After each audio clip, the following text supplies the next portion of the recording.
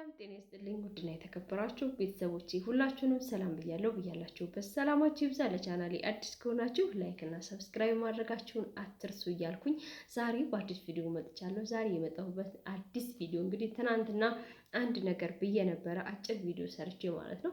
አብዛኞቻችን አረብ ሀገር ያለን ልጆች አረብ ሀገር በምንኖርበት ሰዓት የሚያሳስበን ወደ ሀገራችን ለመግባት ስናስብ በአእምሯችን ውስጥ ሊያቃጭልብን የሚችለውና የሚያስቸግረን ነገር ምንድን ነው መሰላችሁ?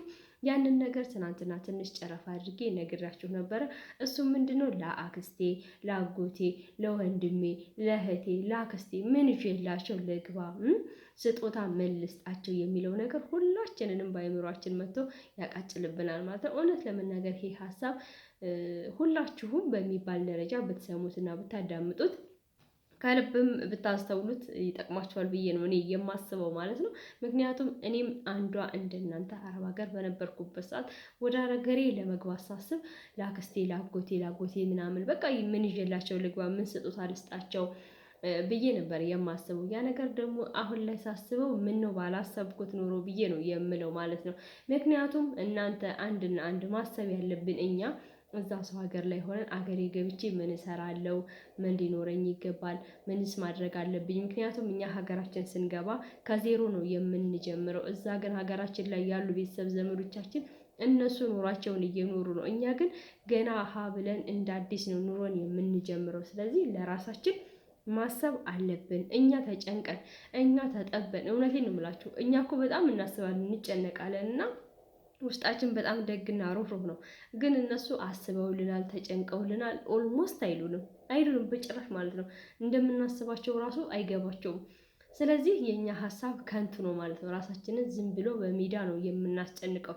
ስለዚህ ይሄ ነገር መቅረት አለበት ብዬ አስባለሁ። ብታደርጉላቸውም አደረገችልን አይሏችሁም።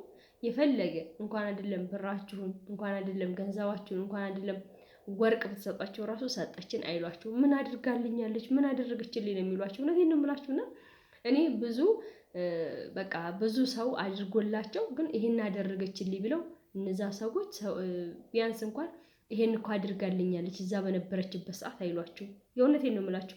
እንዲያውም ማለት ነው ለእናንተ ጥሩ እይታ፣ ለእናንተ ጥሩ ደረጃ እንድትደርሱ፣ ገንዘባችሁን እንዳታባክኑ፣ ምን መስራት እንዳለባችሁ አይዲያ የሚሰጧችሁ፣ ሀሳብ የሚሰጧችሁ፣ ተመልሳችሁ ወደ አረብ ሀገር እንዳትሄዱ፣ ትዳራችሁን ኑሯችሁን ይዛችሁ ልጅ ወልዳችሁ ተባርካችሁ እንድትኖሩ ሀሳብ የሚለግሷችሁ እነዛ ምንም ያላደረጋችሁላቸው ለእናንተ በጣም አዝነው በጣም ተንሰፍስፈው ኢቭን እንኳን ስጋ ዘመድ ያልሆኑ ሰዎች ለእናንተ ያስቡላችኋል።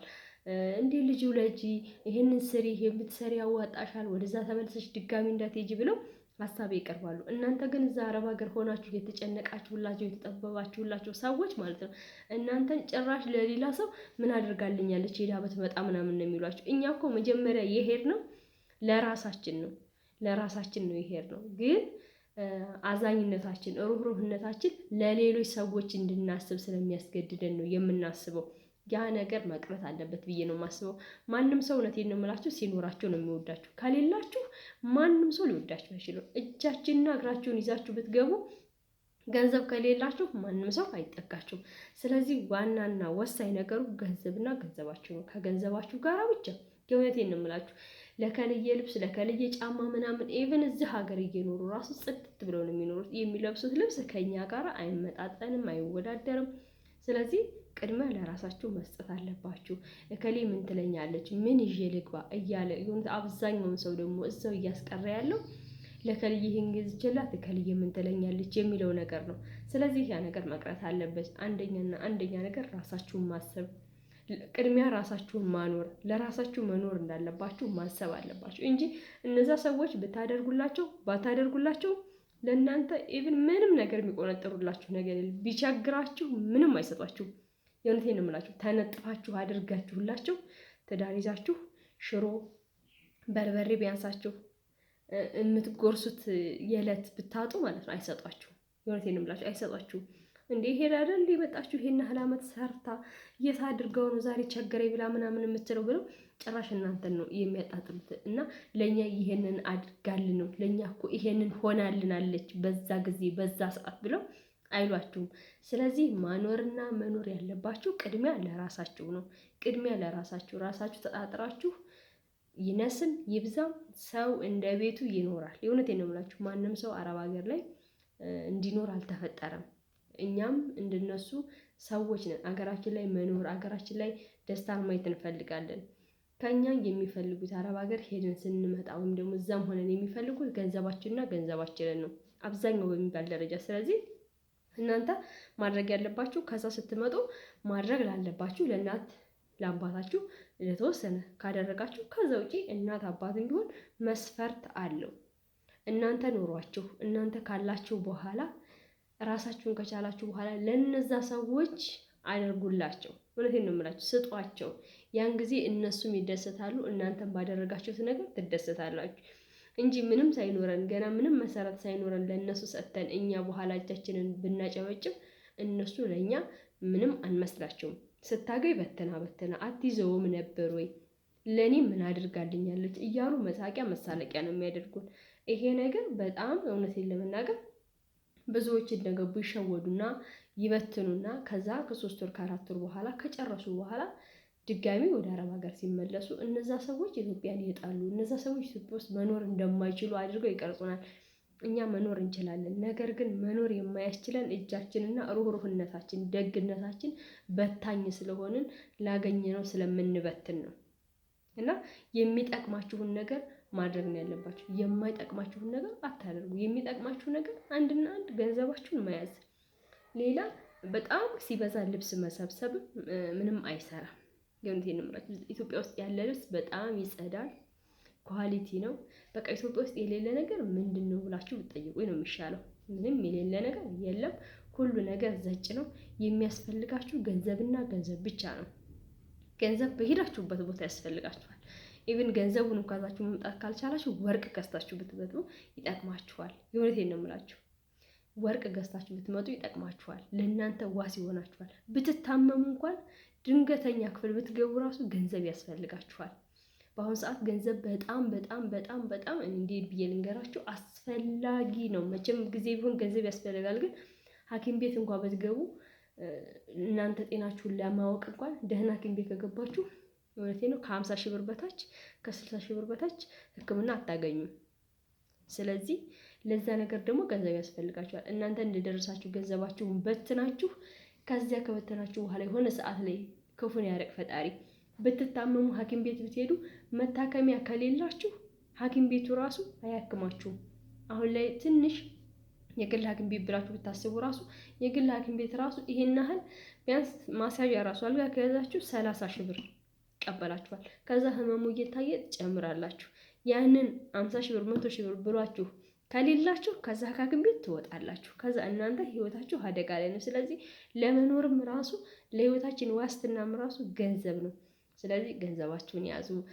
ለከሌ ምልስ ምናምን እያላችሁ ራሳችሁን አትጉዱ። አብዛኞቻችን ችግራችንና የተቸገርንበት ነገር ቢሆን ይሄ ነው ብዬ ነው እኔ የማስበው ማለት ነው። ስለዚህ የኔ ሀሳብ ይሄ ነው። ገንዘባችሁን ያዙ። ለማንም ምንም አታባክኑ። ምንም አላደረገችልንም ብለው ቢያወሩ ለአንድ ሰሞን ለአንድ ወር ለሁለት ወር ነው። እናንተ ጠንካራ ከሆናችሁ ኢግኖር አድርጋችሁ ታልፏችኋላችሁ። እውነቴን ነው የምላችሁ። በጣም ብዙ ሰዎች በህይወታችን ያደረጉልን እኛ እዚህ እኔ እዚህ ለመድረሴ በጣም ብዙ መስዋዕትነት የከፈሉ እዚህ እንድደርስ የለፉልኝ ሰዎች አሉ። እኔ እነዛን ሰዎች ሁል ጊዜም በልቤ ውስጥ አሉ። ገንዘብ ስላልሰጠኋቸው ወይ የሆነ ነገር ስላላደረግኩላቸው እነሱ ምንም አላደረገችልን ሊሉ ይችላሉ እንጂ እኔ ግን ሁል ጊዜም እነዛን ሰዎች በልቤ አሉ። ምክንያቱም የክፉ ቀኔ ናቸው። የክፉ ቀኔን መቼም ልረሳ አልችልም። ስለዚህ ሁላችንም ያንን ክፉ ቀን ተሻግረን እዚህ ስንደርስ አንረሳቸውም። ግን የተሻለ ህይወት ሲኖረን መኖር ስንጀምር ገና እኛ የሆነ የተንጣለለ ላይ ነን። ተንጣለን ያለነው ገና መሰረት አልያዝንም። ስለዚህ ከአረብ ሀገር መተን መሰረት ሳንይዝ ለሰዎች መበተን የለብንም።